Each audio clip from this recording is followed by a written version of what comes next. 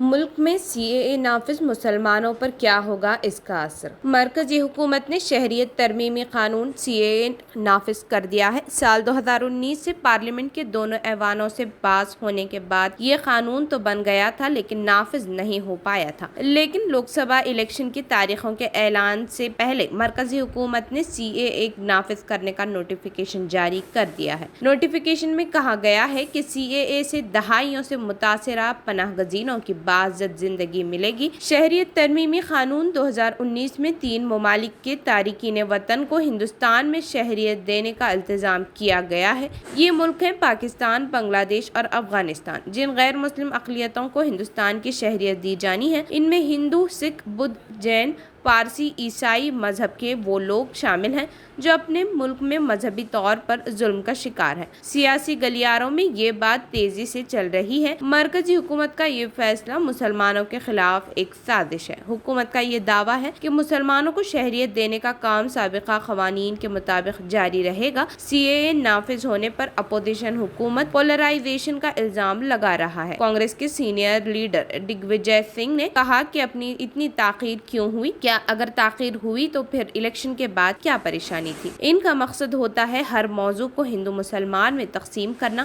بات یہ ہے آئین میں ہر شخص کو اپنے مذہب میں عمل کرنے کا اختیار ہے۔ اگر کسی قانون میں مذہب کے نام پر طے کیا جائے کہ کون شہری بن سکتا ہے اور کون نہیں۔ وہیں دوسری جانب آل انڈیا مجلس اتحاد المسلمین کے لیڈر وارث پٹھان نے کہا کہ سی اے اے کی ٹائمنگ دیکھیے، لوک سبھا الیکشن ہونے والا ہے، تاریخ کا اعلان ہونے والا ہے، ابھی تک حکومت کو یاد کیوں نہیں آیا؟ یہ غیر قانونی ہے، آپ مذہب کی بنیاد پر کوئی قانون نہیں لا سکتے۔ اپوزیشن کے ان بیانوں اور کچھ لوگوں کی طرف سے سوال اٹھائے جانے کے بعد یہ جاننا ضروری ہے کہ سی اے اے نافذ ہونے کے بعد مسلمانوں پر کیا اثر پڑے گا۔ حکومت کا کہنا ہے کہ اس قانون کا یہ مطلب بالکل نہیں ہے کہ جو بھی غیر مسلم ان ممالک سے ہندوستان آئے گا اسے شہریت مل جائے گی۔ اس کے لیے حکومت کی طرف سے ایک دائرہ بنایا گیا ہے۔ مذہبی طور پر ظلم و جبر کا شکار غیر مسلم 21 دسمبر 2014 سے پہلے اگر ہندوستان میں رہ رہا ہے تو وہ اس قانون کے تحت شہریت کے لیے درخواست دے سکتا ہے۔ وزارت داخلہ کی جانب سے کئی بار